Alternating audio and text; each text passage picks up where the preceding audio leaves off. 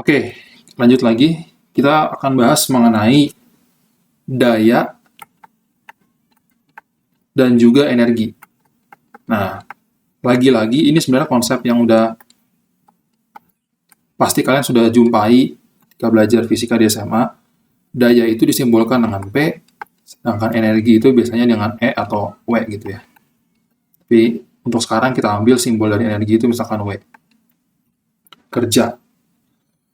Nah, spesifik berbicara tentang pemakaian energi listrik, kita sering lihat gitu kan, misalkan ada rice cooker atau hair dryer, pembacaannya sekian watt, garis miring sekian volt gitu.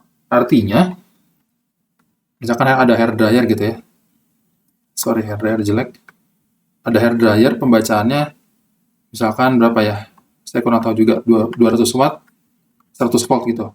Artinya, ketika hair dryer ini dihubungkan dengan sumber tegangan AC biasanya, 100 volt, dia akan mengonsumsi energi, maaf. Jadi, yang tepat itu adalah dia akan mengonsumsi energi dengan daya 200 watt. Nah, daya ini satuannya itu adalah, satuannya tadi udah saya sebutkan, yaitu watt atau joule per second. Sedangkan energi ini satuannya adalah joule. Ini yang bakunya ya, yang MKS kalau di fisika. Tapi nanti kalau bicara mengenai misalkan pemakaian listrik rumah tangga, itu mungkin ada satuan-satuan lain yang lebih umum, seperti watt hour, dan lain-lain. Nah, daya itu kan adalah laju konsumsi energi, gitu kan? Laju konsumsi energi. Ingat di sini pemakaian jargonnya, laju itu kan biasa disimbolkan dengan DDT gitu. Jadi laju konsumsi energi. Nah, ini ingat lagi di video sebelumnya kita udah bahas bahwa arus itu secara definisi adalah banyaknya muatan per satuan waktu, sedangkan beda potensial atau voltase itu adalah laju energi persatuan muatan. Nah, berarti bentuk daya ini bisa kita tuliskan ulang menjadi dw dq dikali dq dt gitu kan. Nah, perhatikan dw dq adalah V sedangkan dq dt adalah I. Nah, berarti daya ini bisa kita tuliskan menjadi V dikalikan dengan I gitu. Oke?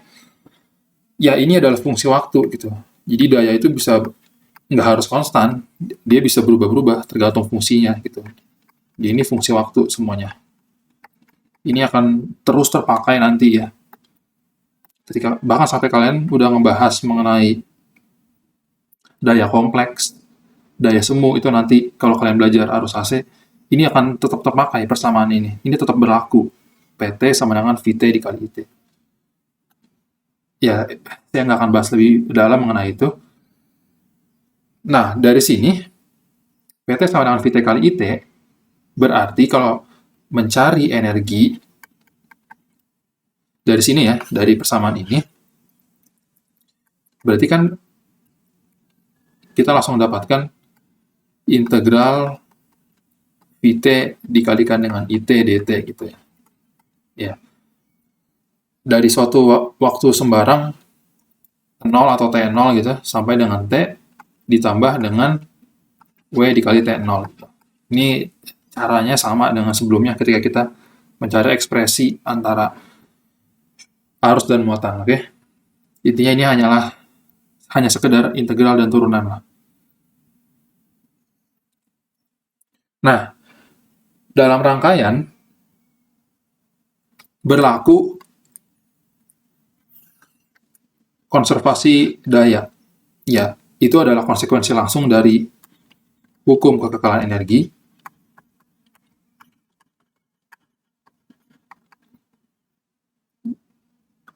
Sebagai konsekuensi langsung dari hukum kekekalan energi,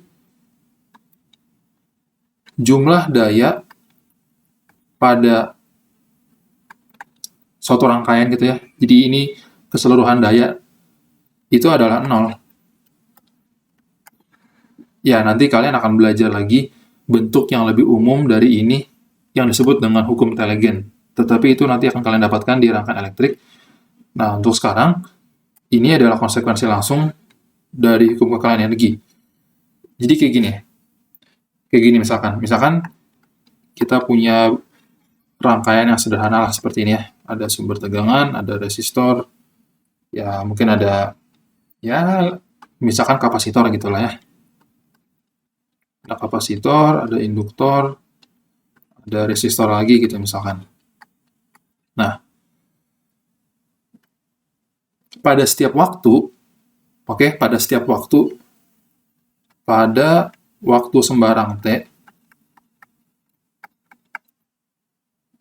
kalau kalian berhasil mengukur ya setiap tegangan dan juga setiap arus pada masing-masing komponen, jadi ini misalkan jadi menggunakan voltmeter gitu ya, kalian ukur nih, kalian dapatkan V1, kalian dapatkan ini V2, kemudian kalian dapatkan ini V3, kalian dapatkan ini V4, ini V5 gitu. Lalu kalian ukur menggunakan ampere meter, misalkan kalian peroleh ini I1, lalu I2, lalu ini I3, I4, dan I5. Nah, sebelum lanjut, perhatikan juga di sini tanda yang saya gunakan itu tidak sembarangan. Jadi di sini tanpa memberitahu saya telah menggunakan apa yang disebut dengan passive sign convention gitu.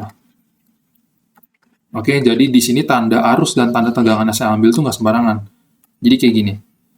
Ini misalkan suatu komponen umum ya. Misalkan ini tegangannya gitu. Nah, arus yang saya ambil itu sengaja saya ambil seperti ini gitu, sehingga arahnya dari terminal positif ke terminal negatif gitu. Oke, jadi ini passive sign convention. Jadi pada ini kita kembali lagi ke hukum kekalian energi. Jadi pada setiap waktu, kalau kita jumlahkan semua perkalian antara arus, antara beda tegangan dan juga arus, kita akan dapatkan 0. Kayak gitu. Ya, mungkin nanti biar lebih jelas kita lihat di contoh ya. Tapi itu terkait dengan daya dan energi serta hukum kekalahan energi. Sekian, terima kasih.